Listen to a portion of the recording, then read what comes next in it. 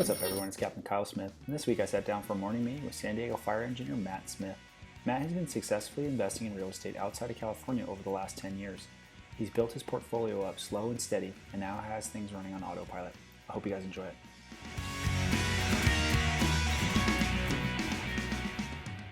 All right, hey, Matt, welcome to the bullpen, man. Thanks for meeting me. Thank you. Pleasure to see you, my friend. Yeah, super excited to dig into your story, man. You're one of those guys on our job that everybody kind of talks about that has a lot of experience investing in real estate that we're going to dive into in your first alarm. But before we get to that, man, how has the pandemic sort of affected things in your life? It's been challenging. I have a young child, and dealing with our kids, having to deal with it, us as first responders and professionals in the business, we kind of just know how to protect ourselves and deal with it. And psychologically, we prepare ourselves through training and wearing the right PPE and just making ourselves aware through our department policies and protocols to be able to handle it. But some of the challenges, like with my son, is when the pandemics first started, we are all so curious to find out what's going on, how's it moving, how's it spreading, how can we control it, contain it, things like that, that I caught myself watching a lot of TV. And the periphery, my son was picking up the background feed off the media of the hype, the danger, the kind of the death toll, the things like that they were really focusing on in the beginning, because it is such a danger to us that it started to affect my son a little. And we worked through it, and he's good now. But it was a challenge to put myself in the eyes of a 7-year-old and try to relay the message for him to cope on, just the basic things of how our bodies work, and we have little armies, and how basically we can overcome illness, and how he's overcome it in the past, and how most likely he's going to have no problems dealing with this pandemic. So yeah, that's super important. It's a really important thing, because they watch us a lot more closely than we even realize, and they'll pick things up that we're not even really aware of. So it's good that you are aware of that, and are helping him navigate through this time that's like just been so weird. But I'm choosing to use this time, man, as it's been like a system reset, and so I'm just using this time to try to re-engage at home, just trying to re-engage with work and with my investing, trying to just find ways that I can improve instead of just sitting by and letting this, letting life happen to you. I think if you can kind of, take advantage of this time that we've been given and see it as a blessing more so than like a curse, then I think move forward. So, well, right on, man. Well, hey, I want to get right into this first alarm, man. You ready? Okay, let's do it. Let's do it. So as you know, Matt, here at the San Diego Fire Department, a first alarm assignment consists of 4 engines and a truck, but here at the FIREhouse, I'll ask you 4 questions. You give us 1 piece of advice. That sound good? Do my best. All right, well, here we go. You're going to be first in on your first alarm, Matt, and that's going to be who you are, where you work, and how long you've been doing it. I'm Matt Smith. I work for the city of San Diego. I've been in the fire service for 27 years, 22 at the city of San Diego. I'm a fire engineer, and I work in the northern part of the city of San Diego. Awesome. Where'd you work before you came on our job? I worked for Sycuan Fire Department. I worked for the reservations. Started in the firestorm of 92, 93, basically, Malibu fires, things like that. My first day as a reserve, I got on a rig with the clothes I was wearing, and I disappeared for 3 days. And from then on, the fire bug got in me. It lit that fire, and I was a manager at a grocery store at 23 years old, and just said, I think it's time for a career change. My stepdad and brother are firefighters, and they kept always trying to prod me along and say, hey, have you ever thought about it? And I didn't, but they got me to take an EMT class, loved it. I got on with as a reserve with Sycuan Fire, and that's how it all started, man. First day on the rig, I disappeared on a type 3 for 3-4 days, and that was it. Career change, came back to the grocery store, handed in my keys, and said, hey, I'm going to make a little change. Let's go to college. Let's get my fire science and move on from there. And the rest is history, and started with them. Like most people, this takes time. You got to start, and you got to earn and get all the things that you need to prepare yourself to get in the big leagues, as I call it, with a bigger city, a larger department, things. It was a great place to work, gave me a lot of experience, but I wanted to live and work in the city that I was born and raised in. So kind of like real estate, you got to prepare yourself and put some time into it and learn and educate. It's not a quick process. So basically, you want to prepare yourself as much as you can. And the sooner you start, the sooner you can get ahead, and you can start, it's kind of like a snowball or a ripple effect. What you do today is going to affect you tomorrow, and you can set yourself up. And it's a learning process. We didn't learn how to be firefighters overnight, and we didn't learn how to do what we do, but you just climb that ladder one rung at a time, and you're eventually going to get to the top and understand what you're doing a little bit. Oh, that's exactly what I was going to say, Maddie.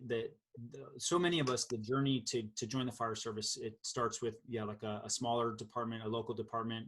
For you, it was one of the reservation departments. So folks that are listening from out of the area, a lot of the Indian reservations out here, they'll have their own fire departments. And so a lot of our guys will go and either start by volunteering out there, or they'll get hired as a way to gain some experience so that eventually they can move on to a bigger municipal fire department like the city of San Diego.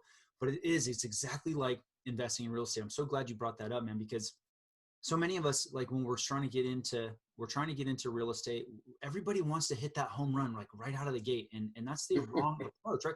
Sometimes people, they take their first test to get onto a fire department. They have nothing in their, on their resume, and they get lucky and they get on. That happens. You might, on your very first real estate, you might just hit an absolute home run and just be good to go.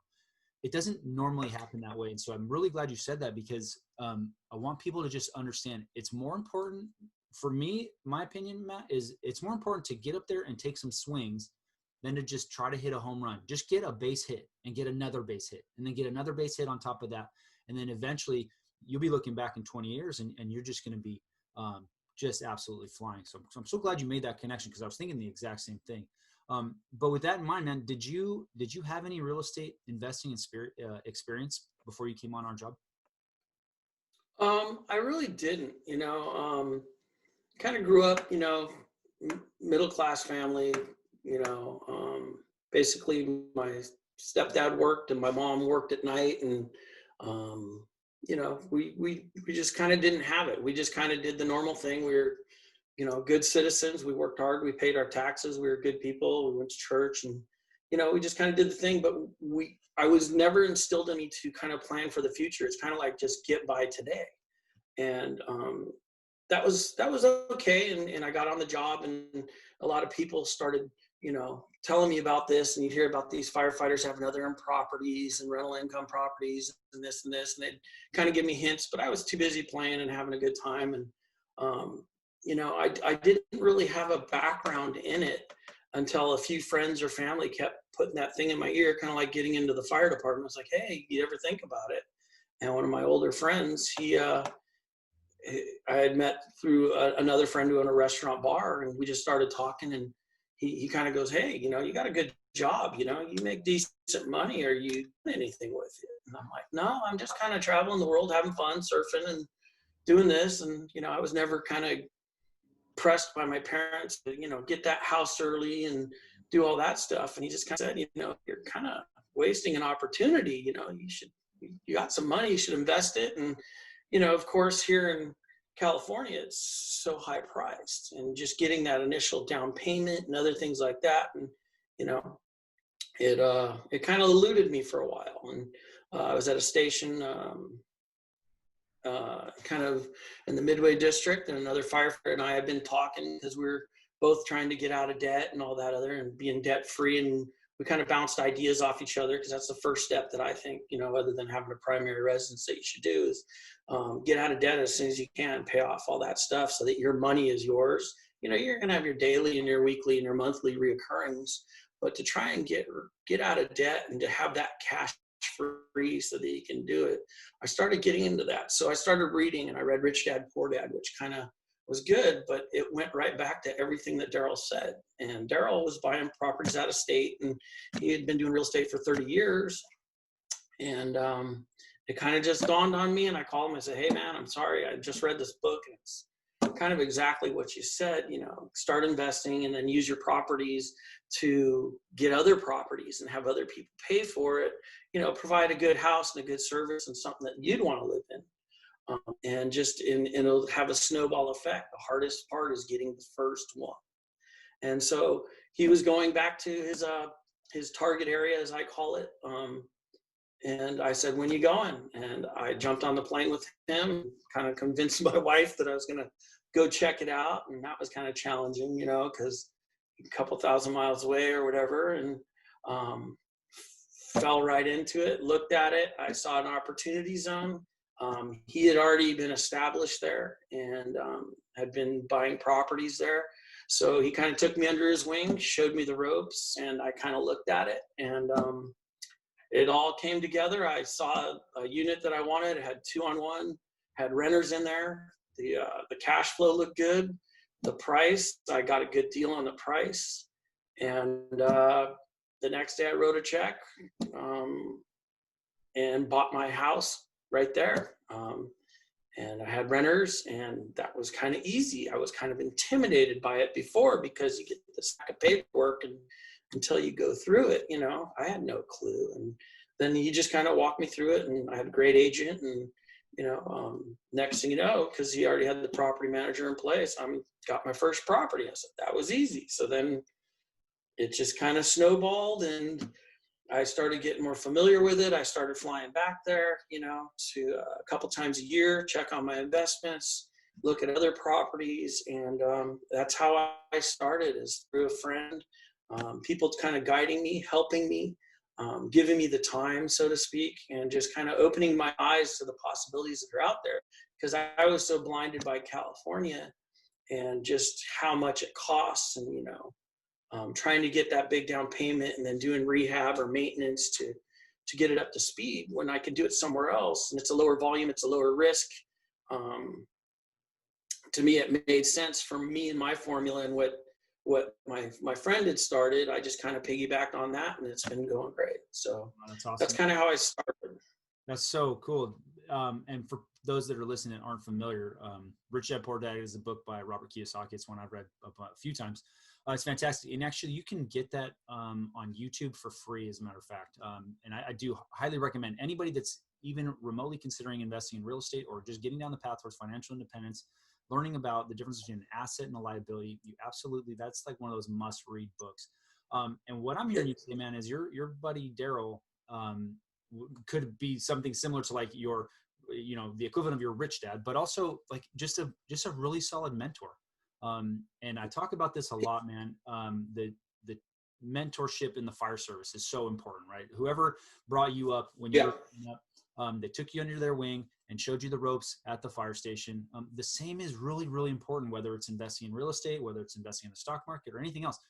Seek out those mentors. And the key thing for me, though, with mentorship and all that, man, is bring some value to your mentor, right? So show up with being able to help them in some way. They're going to be a lot more likely to help you if you show up committed, you show up ready to work, you show up hungry to learn and anticipating some needs that they might have. They're going to be a hell of a lot more likely to want to mentor. Yeah, exactly. And to go back to the book a little bit, and I've read it like 6 or 7 times. And each time I find a little nugget in there that relates to me that I didn't see the first time. And then back to mentors. Mentors are a great thing. And I like to term a lot of these things as having relationships with people. Yes, my friend was my mentor, and I brought things to the table too. I learned some things that helped him, you know, because once you start going out of state, you're dealing with different taxes, you're dealing with different laws, and you know, your team that you put together over there that helps you through that.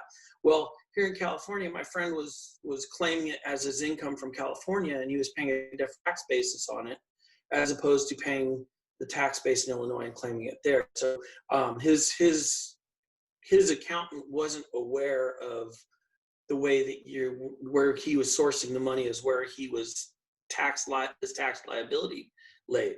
So he was actually saving a percentage by claiming it in the state where he was, and because California is so significant of a difference and a higher tax, it actually benefited him. So yes, bring something to the table. It's just, you know, just like in the fire service, it's not all take. But you got to give, and we're giving people. Well, I'll give you the time of day. You come by, we'll sit down, we'll talk about this. We'll have a cup of coffee. I try to teach the newer guys on the job the job. I try to teach them life skills.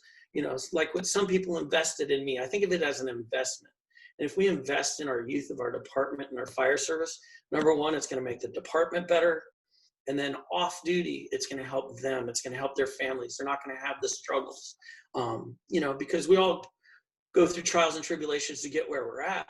But just like our kids, our friends, or our coworkers, we'd like for them to avoid some of those mistakes. It's a good learning thing, and you're going to make some on the way. Don't be afraid to make some mistakes. And when my friend started in this, I was very naive, and I didn't understand, because he kept saying, "Man, I got to do something. I'm starting to make money. I got to do something about it." And I'm like, "Well, what are you talking about? Aren't you afraid of paying taxes?" And he kind of summed it up like this. He said, "Matt," and he took out his wallet and he pulled out 5 $20 bills. He goes, "Here's $100, Matt." I go, "Great. What's the catch?" He goes, "Well, I'm the government. You're making money. You got to give me a $20 bill, but you still get to keep 80. Is that okay? You didn't really do anything for it. I mean, you did something to set yourself up for it, but don't be afraid of paying taxes. Paying taxes, what you owe is what you owe, but don't be afraid to make money.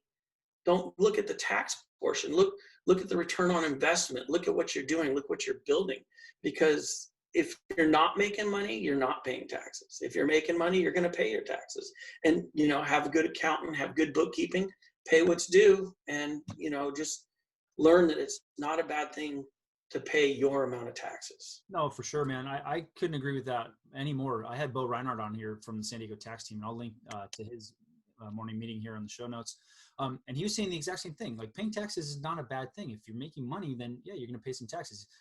He's an expert in trying to help figure out ways to reduce your tax liability, but in legal ways, right? There are all sorts of ways, and real estate is a fantastic way of lowering your, getting some taxes lowered. But the thing about you're talking about you talking to the younger guys that come through and trying to teach them about life, trying to teach them about the fire service. That's the best way of thanking the people that did the same thing for you. And we have to just continue that tradition. But Matt, if people are wanting to learn more about investing in real estate, especially out of state, what would you say is what do they need to know? Is it building a team? Is it doing a bunch of research? What's one thing that they need to know? It's all inclusive in that, and it takes a lot of legwork. You gotta do some networking. You gotta have the capital. You gotta have a long-term game plan. So it's going to take time. You got to save up, be patient, look for the right deal. Your legwork, you're going to have to find an investment or target area. You're going to put together a team, going there, talking to people, doing the groundwork. Once you have your target area that, might have some recession proof type of incomes or things like that, that's not based heavily on one sector, that you could lose your investment if a factory closes or something. Look for different diversity areas and just have a long-term game plan, so that eventually your properties that you slowly get into will start generating income for you to get more properties.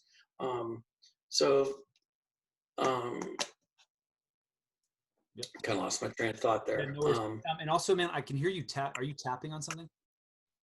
Yeah, I did. Sorry about that. So yeah, we're just talking about like the one thing people need to know.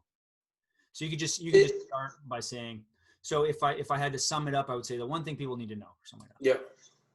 Yeah. And kind of to go back and sum it up, it takes a good team that is led by a strong, good property manager, because they're going to lead you there, with local knowledge, make sure they have a background in maintenance.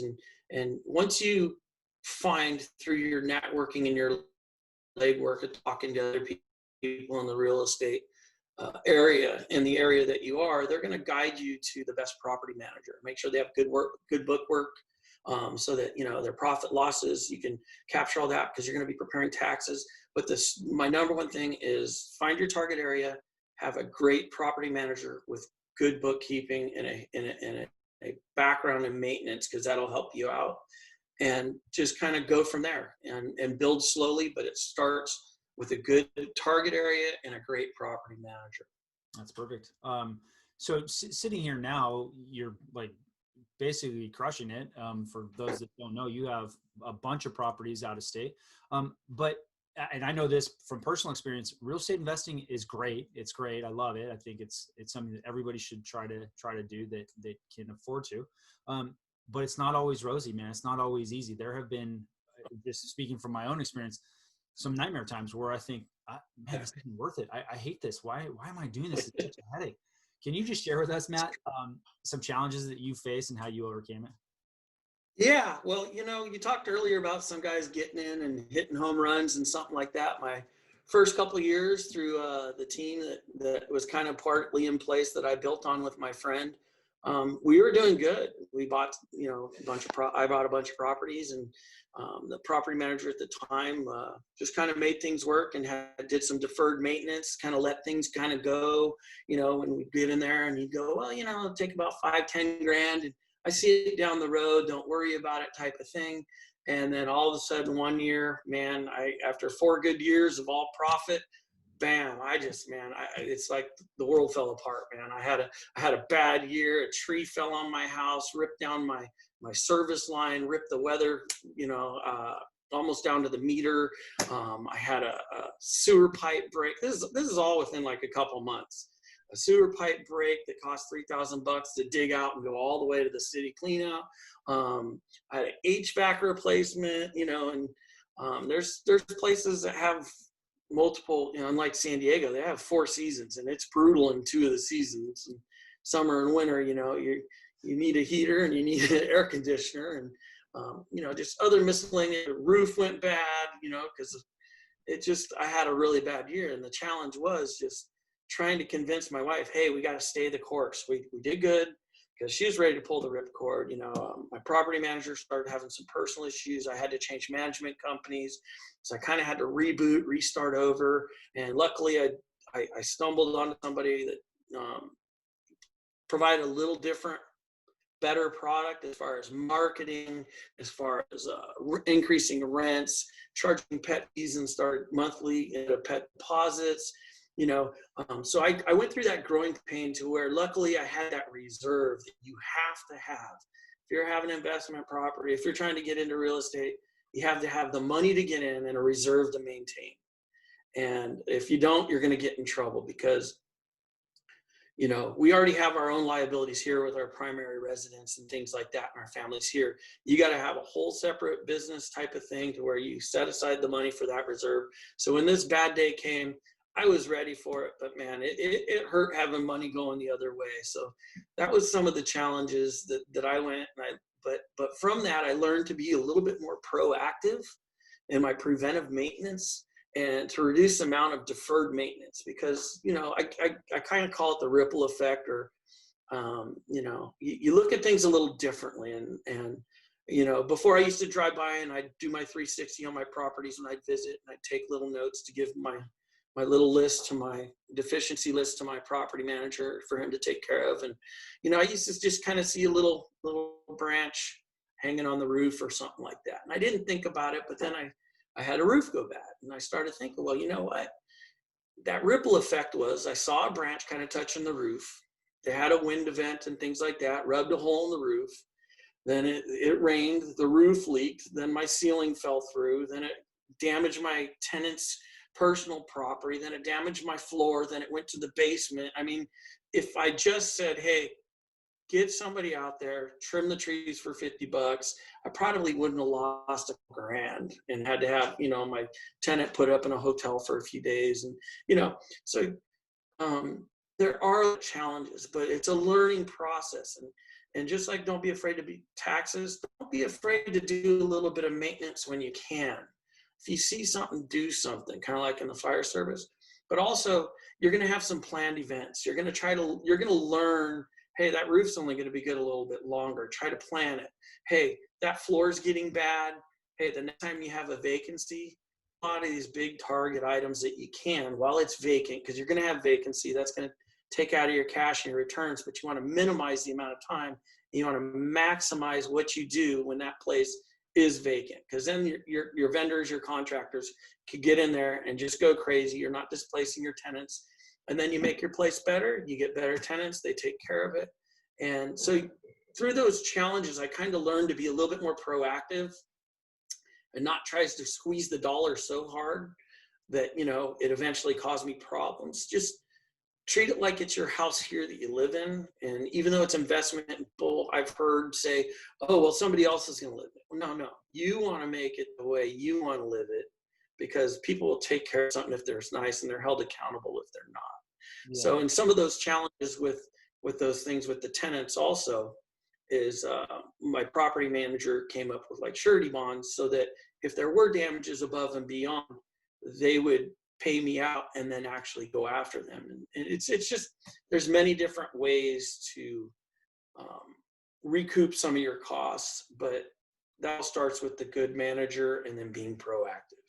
No, that's perfect, man. The reserve that you're talking about is just a chunk of cash that you keep on the sidelines for that inevitable expense that comes up, because whether it's an HVAC going out, if it's the branch rubbing a hole in the roof, if it's the floors that need replacing, when we talk about real estate investing, guys, this is something that's really important to know.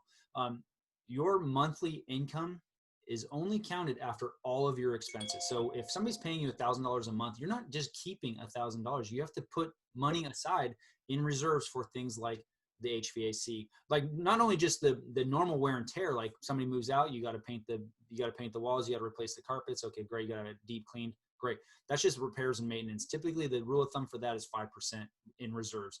For the bigger items that you're talking about there, Matt, we in our investment, in all of our investments, we hold aside 10% for capital. We call those capital expenditures, or CapEx for short.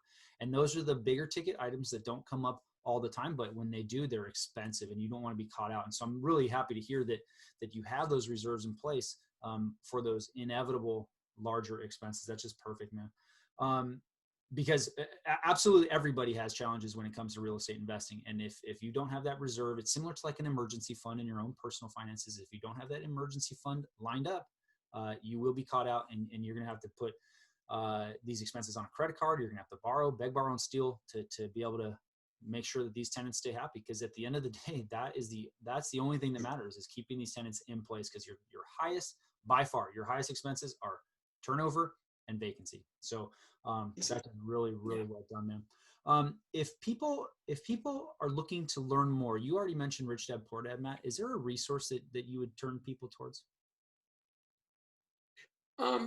Well, that's what kind of got me and my feet wet. And there's other literature that you can read.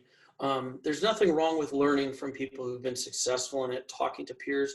I don't just sign on to just one resource. I like to get a collaboration or put together the team or build a team and build relationships, especially once you find your target area.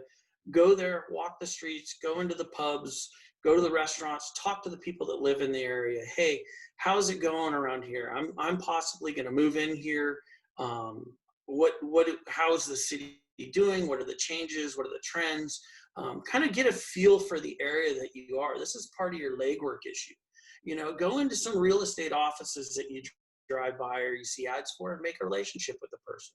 Give them your email. Tell them you're looking to buy in here, set a relationship, kind of give them a feel of what your investment tolerance or what target areas or amounts that you want to do. And whether it's single unit, multi-unit, land, whatever it is you're looking for, start to put together those resources. Get 2 or 3 people sending you those type of information. My number one thing as a property manager, through talking to some of these real estate agents, hey, who does the best management around here? Just, kind of ask a lot of questions. Be the curious guy, take notes. And from those reputable property managers, call them up, set up a meeting, go interview them. I've included some things on my little recommendations and guidelines of things to ask of them, just so that you can get a feel of their management style, technique, the way they market the properties, the way they handle the tenants, what they expect out of you, because there's a lot expected out of you too, as the investor. That a property manager has to know that you have that cash reserve. He has to feel comfortable with you. I mean, you're going to start a relationship, and that's the best relationship to have, because if they're established in that area, they're going to have a lot of those connections already in place. So having that team captain is the biggest thing that I found is having a good team captain, because everything comes off of them. The maintenance, the books, the just getting together. Do they have a website that you can check in on your properties? You can see your expenses. You can see your capital expenditures or big ticket items like we talk about. It just kind of keeps your finger on the pulse of your properties. Check in with him a lot. Have a local banker. When I talked here to my banker, they're like, hey, we don't do out-of-state stuff. You know, we're not interested. But in the area there, I had met a banker, and they wanted to do business. You know, you got to have good credit and things like that. And once you're there, people want to give you the money. They want to make their town better. And I was able to get a loan with this person, kind of just putting one of my other free and clear properties up, and I got the money, did it, and I have a great relationship with them. Have an appraiser. Number one, you're going to know you're paying the right amount for the house. You know, yeah, usually you typically do that when you buy a house anyways, but it's on the back end, because you're dealing out of state and things like that. They have a different property tax, and it's difficult to understand, and you might get reassessed because of change of ownership to a larger amount than what the fair market value is, you know, because there's different things that they do. You can take that appraisal and you can appeal your tax assessment, you know, the basis of your tax assessment, and you could possibly lower it. But if you don't have that appraiser and that appraisal, you can't do it. That can save you money. And that's where the attorney who's going to represent you, because we live out of state, is going to do it. And he's going to go represent you. Have a good insurance agent, you know. Most likely your property manager has been dealing with a good agent. They have a good relationship. You build that relationship. You might get a discount for having multi-units or multi-properties with them. Have a title center, you know, and just make friends. Be personable with these people. That's perfect. That's exactly what we do on a day-to-day business or day-to-day basis out here on the street, right? We have to go and build rapport with the people that we're trying to help before we can ever get them to trust us, to get them to want to do business with us. We have to build that relationship, right? You have to have a good bedside manner. It's the same exact principle that our folks are going to really understand that. They're going to understand, hey, this is a two-way interaction here, right? And if I can build that relationship, I have a lot better chance of getting what I need out of this, rather than, hey, you just show up and you just start demanding all these things. It doesn't work that way. This is a relationship at the end of the day.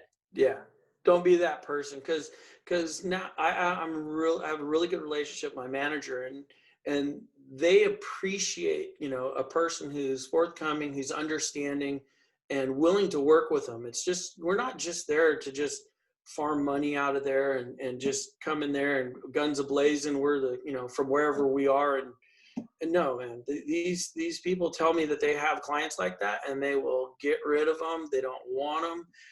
Be an asset to that person. Be something that they want to do business with, you know, because it's a tough world out there, and they deal with a lot of stuff. And just like our patients, they'd rather have somebody that's nice to work with, or just like us with our patients. We want a good patient that's going to work with us and do what we ask them to do. So you have to be there for your property manager. That's perfect. And just wrapping this up, man, you've already given us tons of great advice. Is there one other piece of advice that you could give us? Just from a personal perspective, I just wish I started sooner.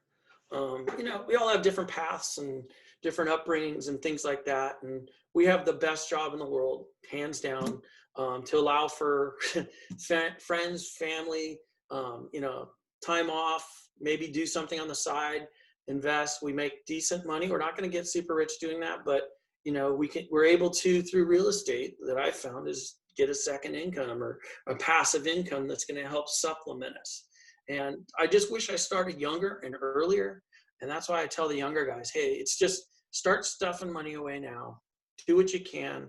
Be good with your money, live within your means, and get that first house. You know, you got to have a primary residence. You got to have a place to live. You know, I'll let Bo talk about the tax liabilities and things like that. That's not my thing, but you know, you got to understand that. And once you get that, then you want to find ways to get passive income, and real estate's the best thing to do. And if I would have started it earlier, you could always say, if I could, well, if I could just tell you the younger people or the other people, no matter where you are, because I did it at 44, started it, and I'm doing pretty good. But if I did that at 24 or 34, the sky's the limit. And, just start learning, dive in.